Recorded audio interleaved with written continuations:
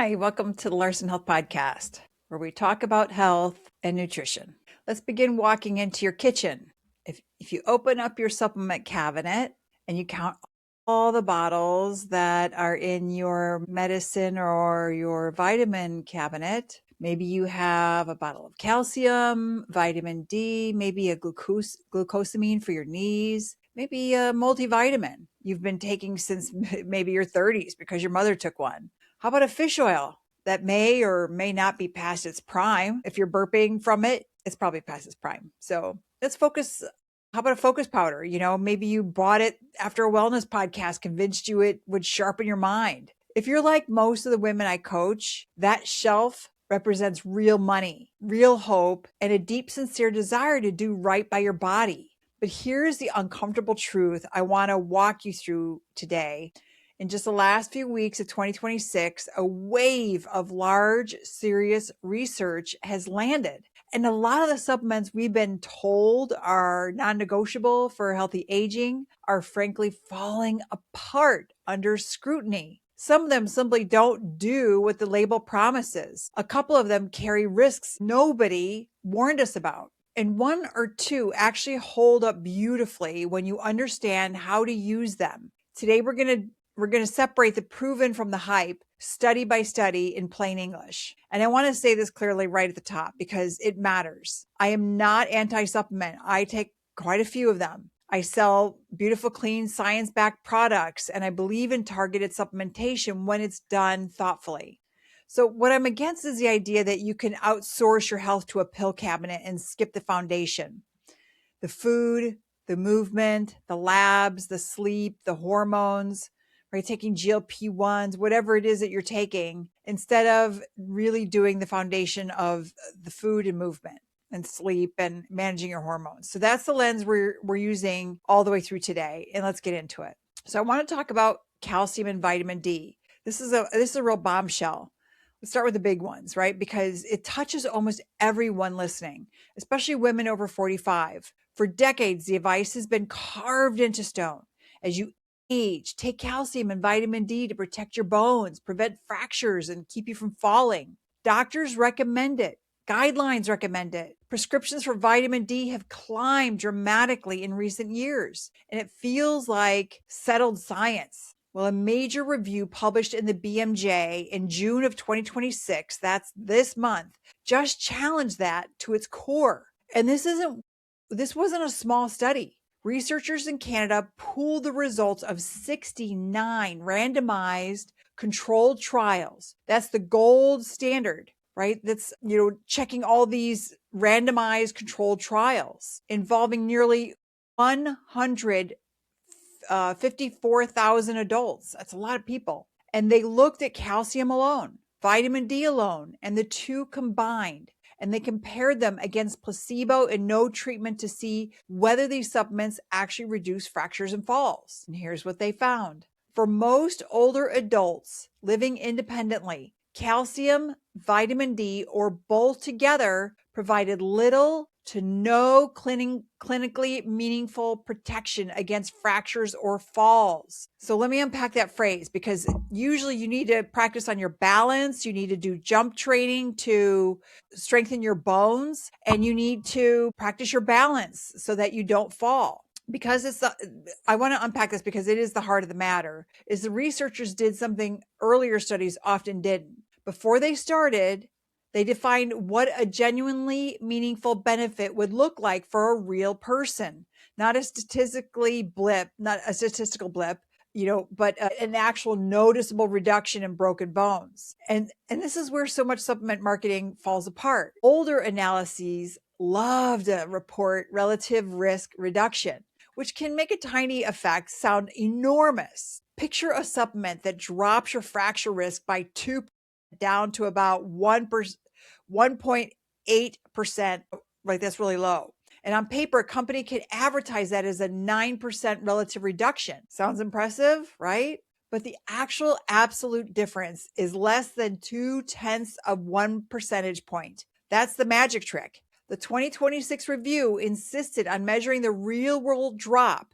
And when they did, the meaningful benefit largely evaporated. This is just so fascinating. Now, the researchers were careful and honest, and I want to be also. They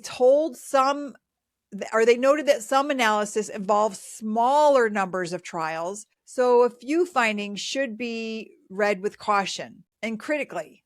This does not apply to everyone. If you have diagnosed osteoporosis, if you're on medication for bone loss, if you have a specific deficiency confirmed by lab work or a particular bone disorder, this is a completely different conversation, and you should keep working with your provider. But for the average healthy older woman taking these pills as a general insurance policy, the authors said plainly that the evidence does not support routine supplementation for that purpose, and they called on guidance panels and regulators to revisit the recommendations. Now, when we're talking about vitamin D just for hip fractures and bone, there's a lot more that goes into the vitamin D supplementation than just hip fractures and falls and bone loss, because really the science is behind bone loss and fractures. You need to lift weights, jump rope, doing jumping jacks, doing jump off a stair. You need to work on your balance. These are the real things that work. And if it helps you to understand how we got here, because the belief runs deep, for 2 generations, we were marketed the idea that strong bones come from a glass of milk and a calcium tablet.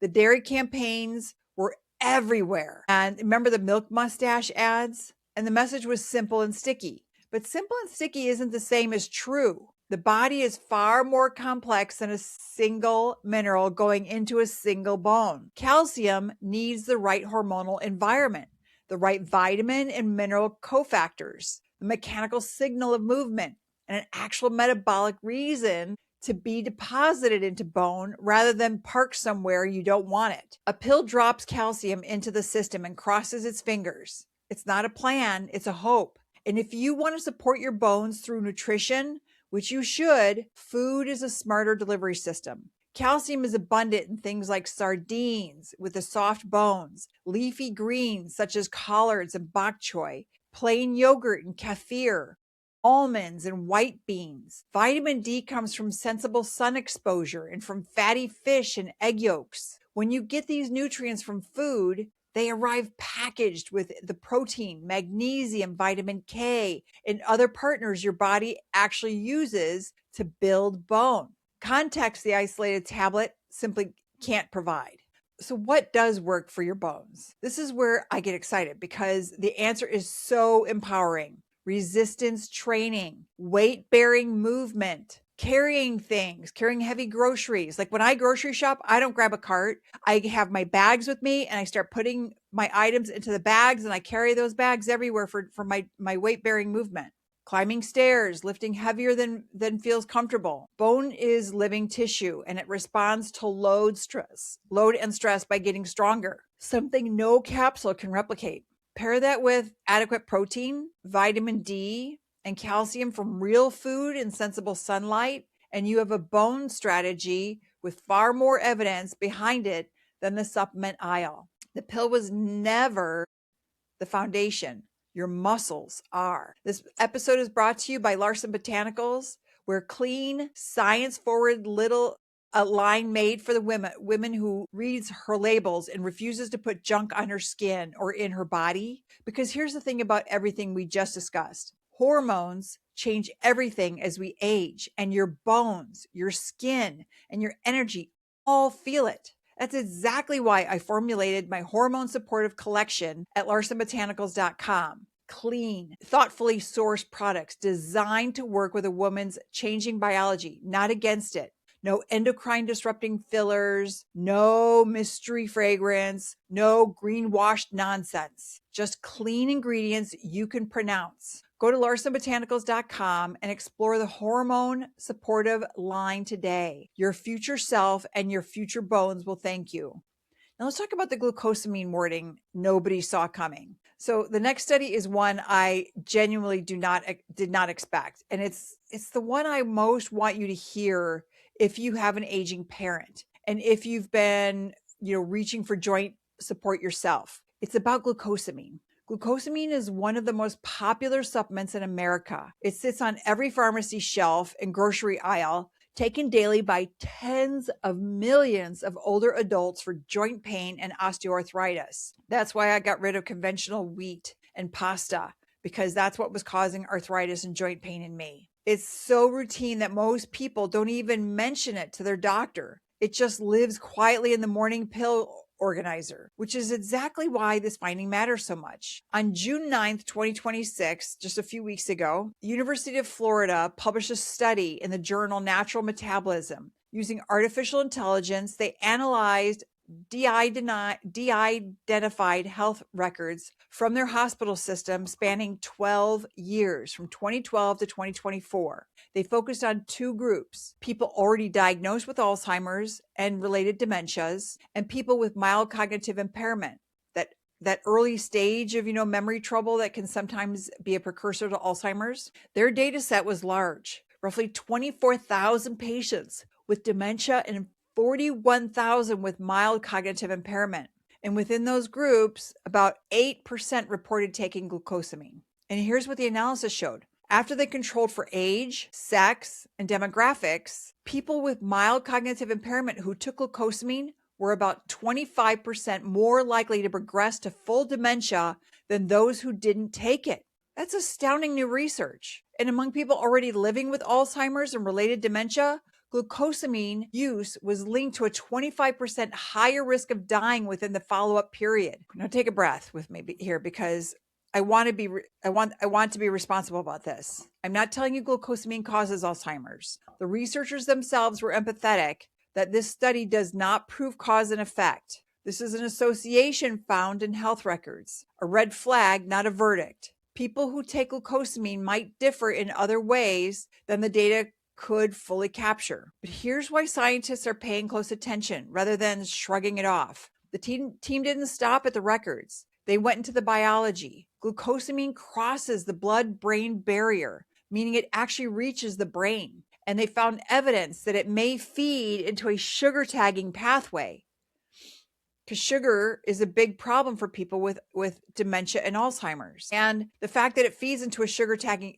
pathway, a metabolic process that is already overactive and disrupted in the Alzheimer's brain. In other words, there's a plausible mechanism for why a vulnerable brain might be uniquely sensitive to this compound. Interestingly, that mortality spike showed up in the established dementia group, but not in the mild impairment group, which hints that the already fragile Alzheimer's brain is the most susceptible. I want you to appreciate the scale of how they did this, because it's part of why the finding carries weight. Rather than a small clinical survey, the team used artificial intelligence to comb through more than a decade of real-world hospital records, the messy, enormous reality of how tens of thousands of actual patients lived and aged. Then, instead of treating a statistical pattern as the whole story, they cross-checked it against advanced imaging of human brain tissue in mouse models of Alzheimer's to look for a biological reason behind the numbers. That combination, population data plus mechanism, is exactly what separates a finding worth discussion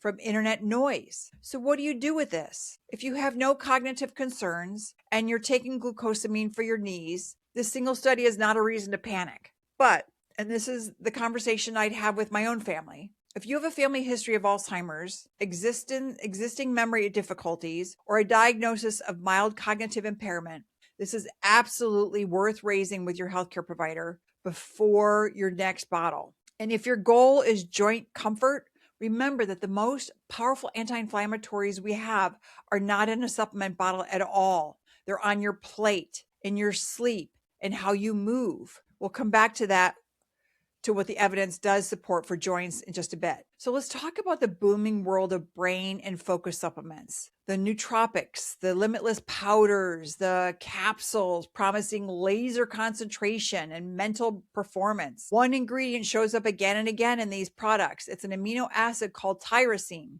And tyrosine is a real building block your body uses. It helps make neurotransmitters like dopamine, which influence mood, motivation, and cognition. Now, that's the whole pitch. Take more, think sharper. It's marketed heavily for focus and stress support, but a study published in the Journal of Aging analyzed health and genetic data from more than 270,000 people in the UK biobank, and the findings give me real pause. Researchers looked at blood levels of two related amino acids, phenylalanine and tyrosine, and how they tracked with lifespan using both observational data and a genetic technique called Mendelian randomization, which helps tease apart whether a relationship might be causal rather than coincidental. And they found that men with higher tyrosine levels tended to have shorter life expectancy. The genetic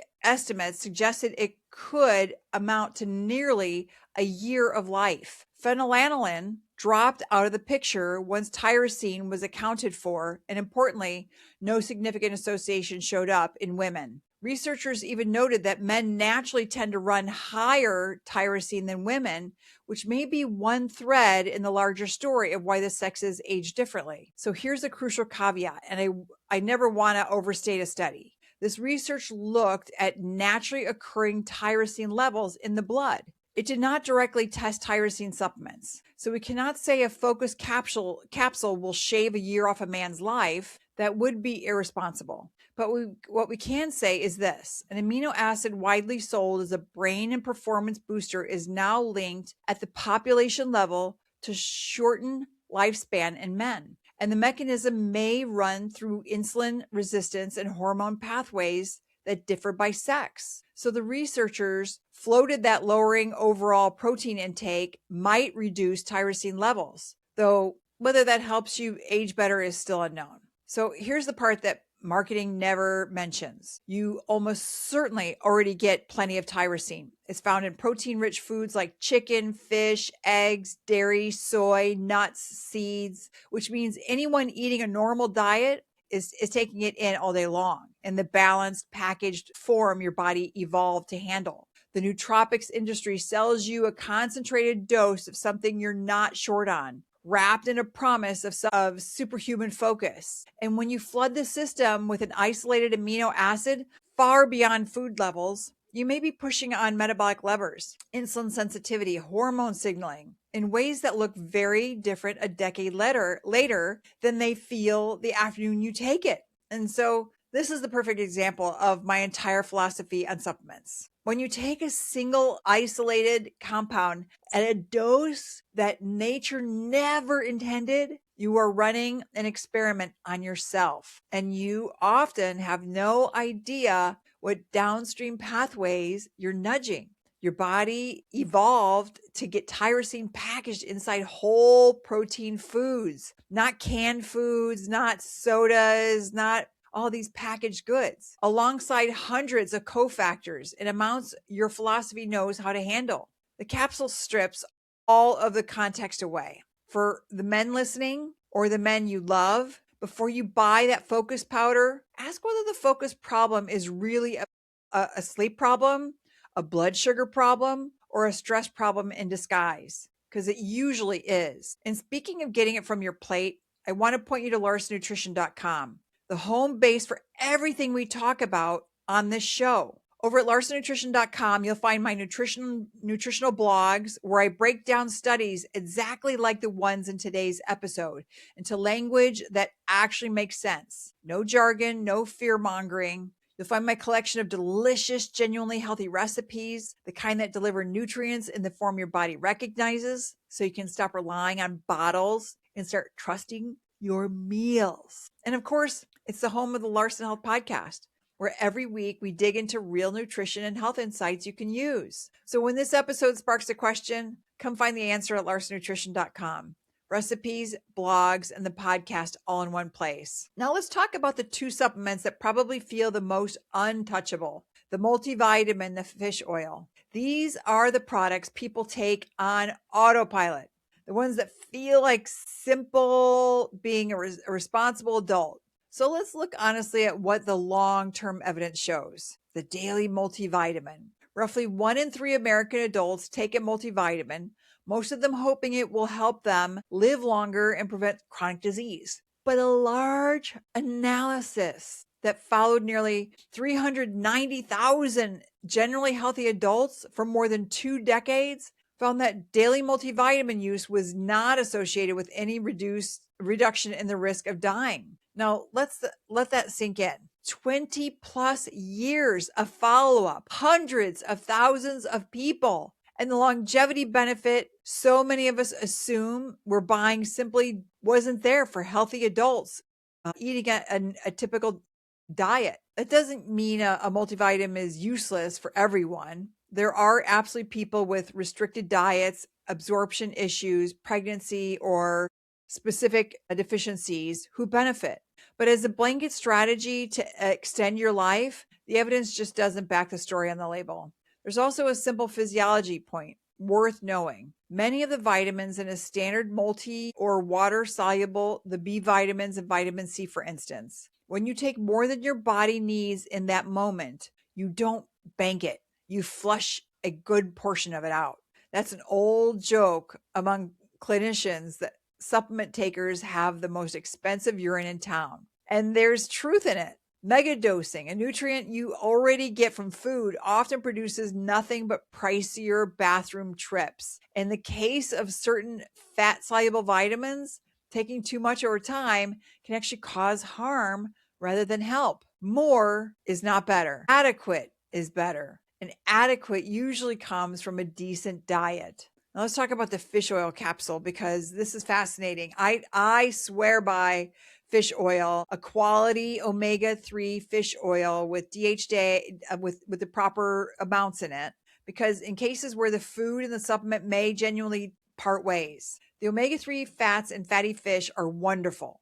They support your heart, your brain, your joints, and your mood. And people who eat fish a couple of times a week tend to have lower rates of heart disease. The problem is that bottling those fats into a capsule hasn't reliably produced the magic. The clinical trial results for fish oil supplements and heart disease have been genuinely mixed, and a handful of recent studies have even hinted at potential harm in certain contexts rather than benefit.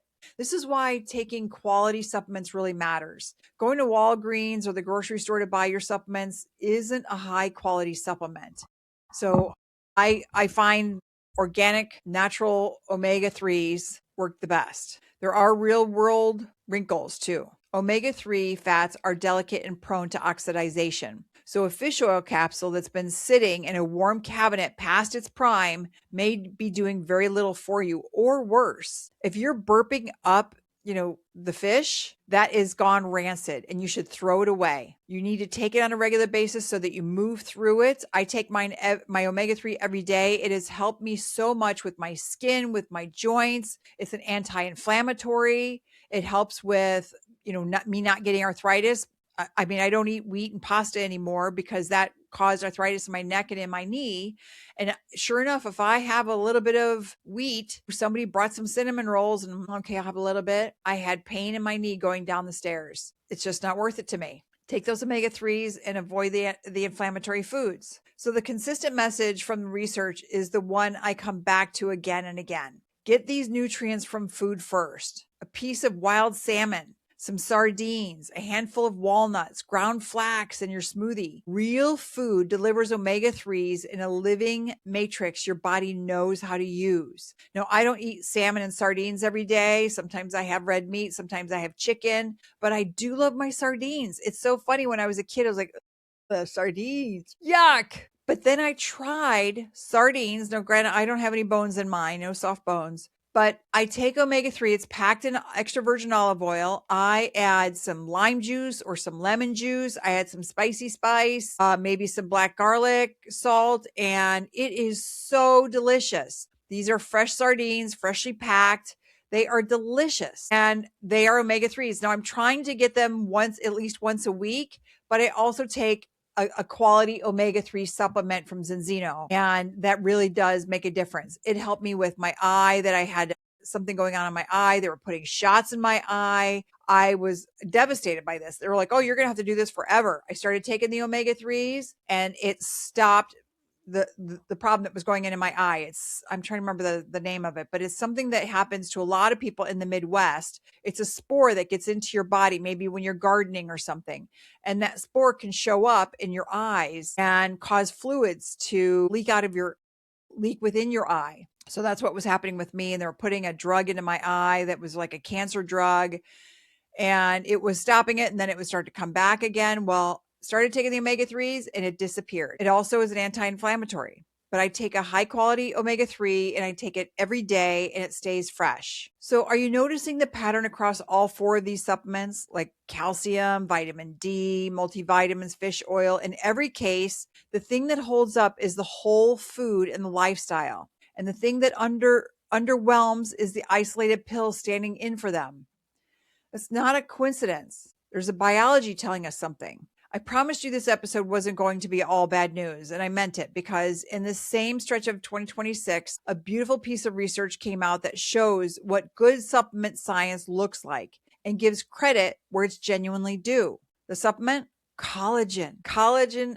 Researchers at Anglia Ruskin University published what may be the most comprehensive look at collagen ever assembled. An umbrella review pooling 16 systemic reviews and 113 randomized controlled trials with nearly 8,000 participants. And these findings were refreshingly clear and specific. Collagen supplementation produced meaningful, measurable improvements in skin elasticity, skin hydration, skin density. But, and this is the key, only when taken consistently for at least 8 to 12 weeks. I can tell you, we take a high quality collagen peptide into our coffee every morning. And we've been doing this for years. And not only the skincare product that I use, but I mean, my skin is looking amazing from this collagen peptide. That we were taking a different collagen before. We started the collagen peptide probably about 2.5 months ago. And all of it makes a difference.